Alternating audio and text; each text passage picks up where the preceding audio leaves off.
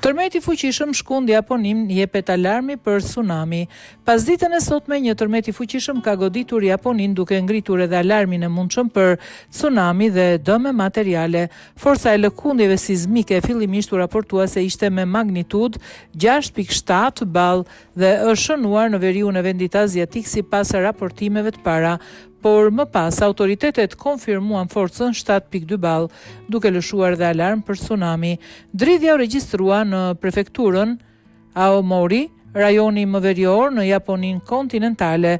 Një tërmet i fortë me magnitud 7 ball të shkallës Richter ndodhi pak pas orës 15 ora europiane në prefekturën Aomori në Japoninë veriore, informuan mediat. Nuk ka ende informacione për viktima apo dëme materiale, por paniku është i madh për shkak edhe të forcës së lëkundjeve dhe për tsunami.